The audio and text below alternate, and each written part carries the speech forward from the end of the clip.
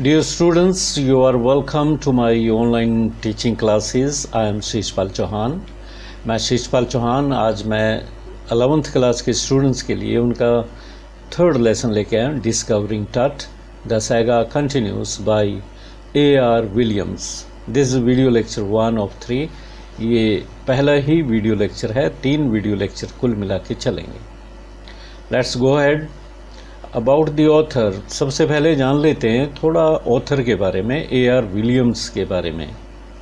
Right. A.R. Williams was born in 1893. A.R. Williams का जन्म 1893 में हुआ था. His work appeared in Heroic Fantasy Quarterly, 3 Crow Press and Everyday Fiction. इनका जो वर्क, जो राइटिंग्स अपीयर होती थी वो हीरोइक फैंटेसी में होती थी, मैगजीन क्वार्टरली छपती थी, 3 Crow प्रेस में, और एवरीडे फिक्शन, ये इनके वर्क यहाँ अपीयर होते थे. A.R. Williams name was mentioned with honour in the 4th quarter of the writers of the future contest in 2010. 2010 में फ्यूचर कॉन्टेस्ट हुआ था राइटर्स का. ये the writers of the future contest in 2010, उसमें इनका नाम मेंशन हुआ था.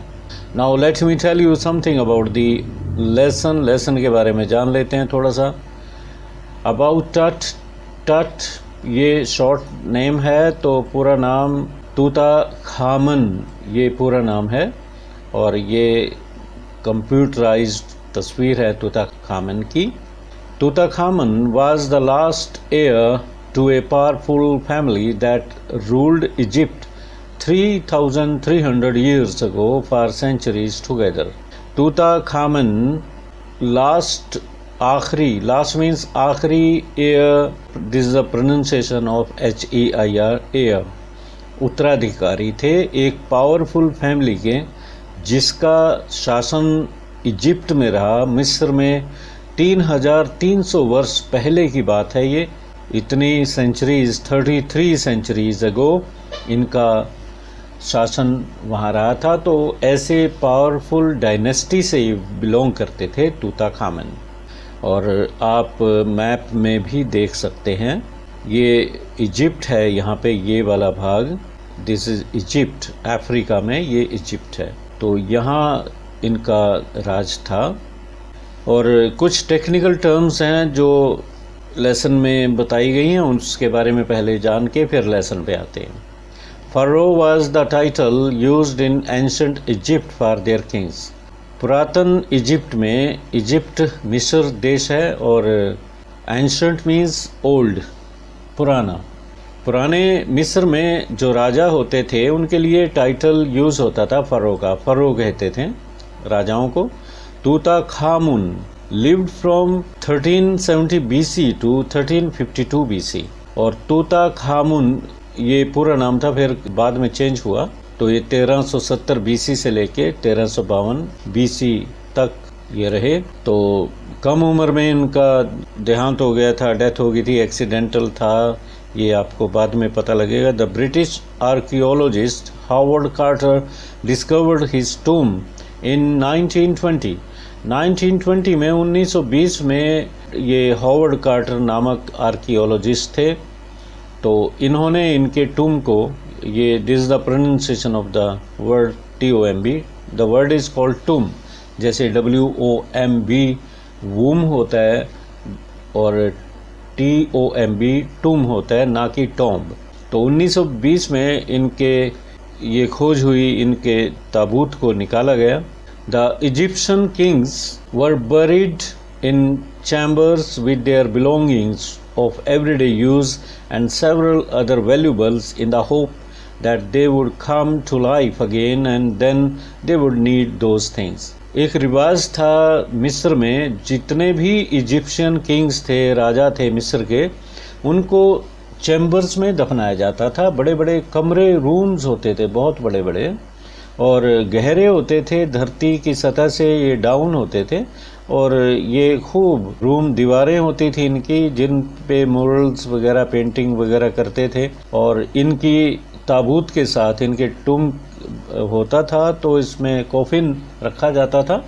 तो बहुत ही कीमती सामान रखा जाता था इनमें, इस उम्मीद में कि जब ये लाइफ में आएंगे, कभी जीवित होंगे, तो इस सामान की इन्हें ज़रूरत होगी, ऐसा उनका मानना था।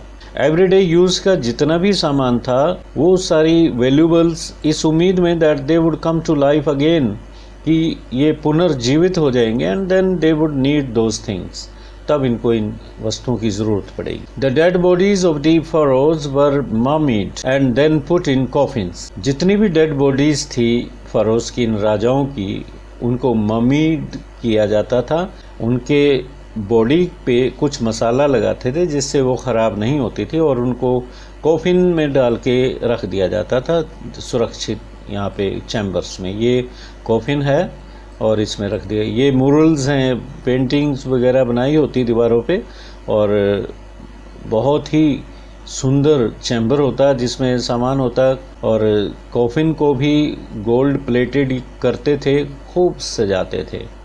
तूतखामुन भी वैल्यूबल्स के साथ दफनाया गया था। He was laid to rest with valuables and other things and forgotten. जब उनकी डेथ हुई खामुन की, तो उनको वैल्यूबल्स के साथ चैम्बर में दफना दिया गया और भुला दिया गया।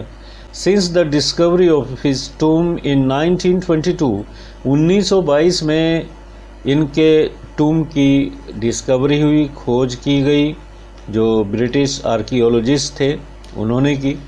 The modern world has tried to know the cause of his death and it was speculated that he had met with an accident, probably murder। और मॉडर्न वर्ल्ड की, आधुनिक दुनिया की इस बात में जिज्ञासा बढ़ी कि उनकी डेथ कैसे हुई थी, और कल्पना तो ये करने लगे, ये अनुमान लगाने लगे that he had met with an accident, कि उनका एक्सीडेंट हुआ था, शायद उनका कत्ल किया गया था, मर्डर हुआ था। His body was put to CT scan, और फिर उनकी बॉडी को स्कैन किया गया, and it unearth means disclosed several clues means hints about his life and death. और सिटी स्कैन के बाद कुछ बातें सामने आई, कुछ क्लूज, हिंट्स सामने आए, जिससे अनुमान लगाया जा सकता था कि उनकी मृत्यु का कारण क्या था। उनके जीवन के बारे में अनुमान लगाए गए, उनकी डेथ के बारे में अनुमान लगाए गए। The cemetery, the word is cemetery, ये this is the right pronunciation of the word. ये फोनेटिक सिंबल हैं जो यूज़ किए गए। सेमेट्री वो एरिया होता है जहाँ पे डेड बॉडीज़ को दफनाया जाता है। An area of land that is used to bury the dead bodies, usually away from the church। Church से थोड़ा सा दूर जगह पे इन्हें एक स्थान होता है। चर्च सपोज करो इस क्षेत्र में है, इसमें है, तो थोड़ा हट के चर्च के आसपास ही सिमेट्री होती है, तो यहाँ दफनाए जाते हैं, टूम्स होते हैं सारे। तो where he was laid to rest was known as the valley of the kings. मिस्र में जिस स्थान पे राजाओं को दफनाया जाता था उसे the valley of the Kings कहा जाता था, राइट। तो ये जगह आप देख रहे हैं, वैली ऑफ द किंग्स, ये यहाँ दफनाए जाते थे। This is the valley of the king, the cemetery. When the king टट was taken out of the burial chamber, a strong wind blew and created dusty atmosphere around the place। और जब उनकी dead body को chamber से बाहर निकाला गया, burial chamber से निकाला गया, स्ट्रॉन्ग विंड ब्लू, एक तेज हवा चली थी। ऐसा लग रहा था कि बाहर वातावरण को उनका बरियल प्लेस में से निकालना, चैम्बर में से निकालना अच्छा नहीं लग रहा था। एंड क्रिएटेड डस्टी एटमोसफियर, चारों तरफ आसमान में डस्ट हो गई थी, धूल भरी आंधी चलने लगी थी इस जगह के चारों तरफ। जिस जगह चैम्बर था उसमें से जब निकाला गया तो तूफानी हवाएं चल रही थी। इट वॉज जनवरी 5 जनवरी की बात है 2005, and the time was 6 PM, शाम का वक्त था, 6 बज गए थे। Dark clouds had been floating in the sky for the whole day, तमाम दिन आसमान में काले बादल मंडराते रहे थे। आसमान में बादल कभी इधर घूम रहे, कभी उधर घूम रहे, तेज हवाएं चल रही थी। And they covered the stars at night, जब रात हुई तो आसमान में सितारे चमकने थे तो उनको ढक लिया था। The dark sky looked like a grey casket, और काला आसमान ऐसा लगता था जैसे कि बहुत बड़ा ताबूत हो, कैस्केट हो।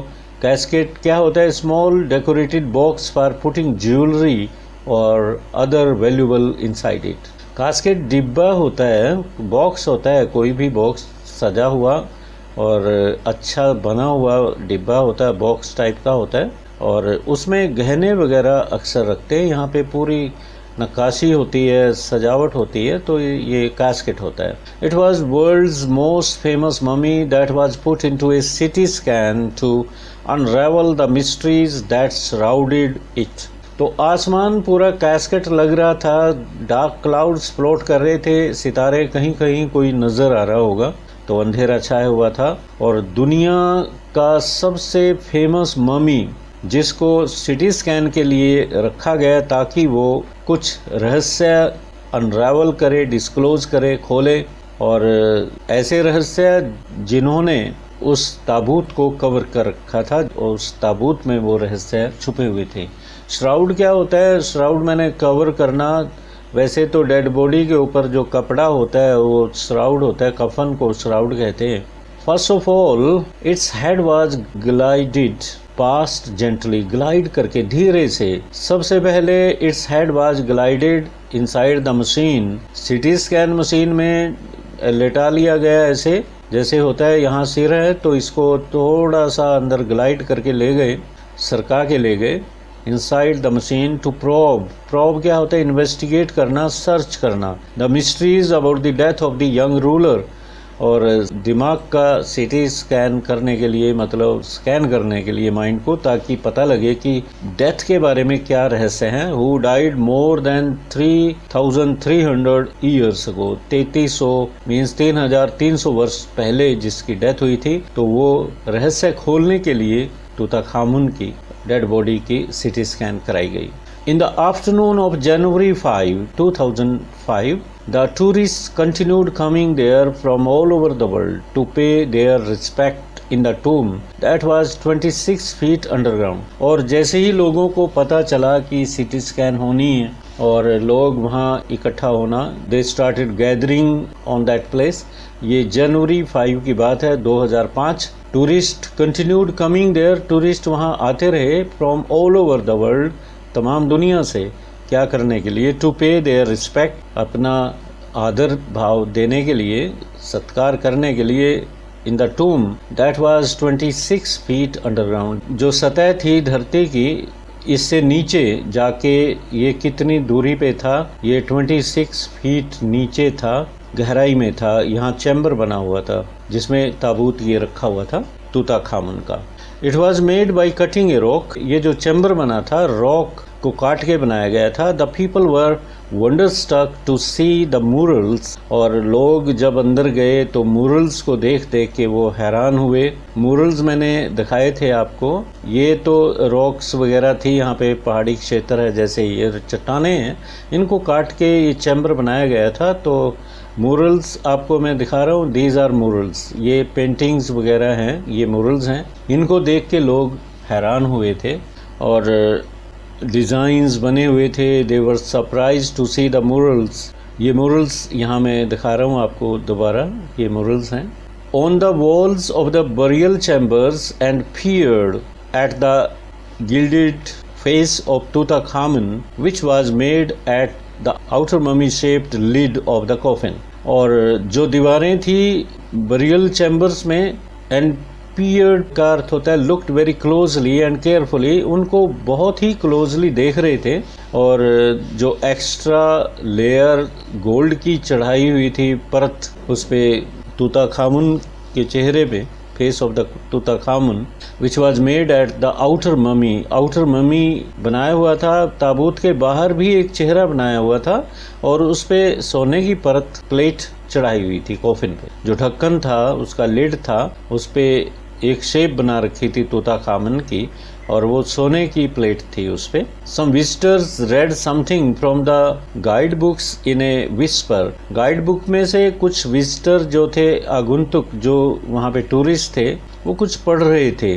दे were reading something from the guide book in a whisper, मतलब जैसे दबी दबी आवाज में बोल रहे थे। While some others stood there silently, और दूसरे वहाँ चुपचाप खड़े थे। It seemed that they were pondering ऐसा प्रतीत होता था, इट सीम्ड मीन्स ऐसा लगता था, दे वर पॉन्डरिंग, वो पॉन्डर कर रहे थे। पॉन्डर करना होता है सोचना, to think deeply, over the untimely death of the young king. Untimely होता है आकस्मिक, जो समय से पहले मृत्यु हो जाती है राजा की, इस यंग किंग की, नौजवान राजा की, जो 18 साल में मृत्यु हुई थी, टीन एज भी मान लो आप। तो they might have been wondering, वो शायद सरप्राइज्ड महसूस कर रहे थे, हैरान हो रहे थे, सोच रहे थे हैरान होके, if it was true that the pharaoh's curse might bring death और misfortune to those who try to disturb his piece.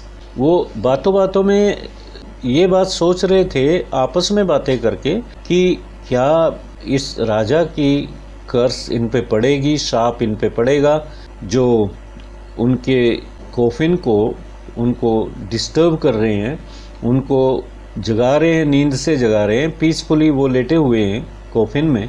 तो कोफिन से बाहर निकाला डेड बॉडी को, उसको स्कैन किया, क्या इन पे अभिशाप पड़ेगा, क्या इन पे शाप पड़ेगा इस यंग राजा का जिसकी डेथ एक्सीडेंट में हुई है। इफ़ इट वाज ट्रू, कि क्या ये सच था, दैट द फरोज कर्स, इस राजा की जो शाप है, माइट ब्रिंग डेथ और मिसफॉर्चून, डेथ ला सकती है या बदकिस्मती ला सकती है इन लोगों की, who try to disturb his peace, जिन्होंने इसको डिस्टर्ब किया है। That thought might have come in their minds, और वह थॉट इनके माइंड में आया था, because fast wind had been blowing, तेज हवाएं सुबह से ही चल रही थी, that afternoon, and the sky had also been covered with dark clouds, और आसमान में काले काले बादल भी छा गए थे। When the work of city scanning of the mummy started, जब इसकी मम्मी का जो डेड बॉडी थी उसकी स्कैनिंग शुरू हुई, तो आसमान में काले बादल भी थे और तेज हवाएं चल पड़ी थी। Dear students, this is the end of lecture 1 of 3 lecture हैं, तो ये पहले लेक्चर यहीं ख़त्म हो जाता है।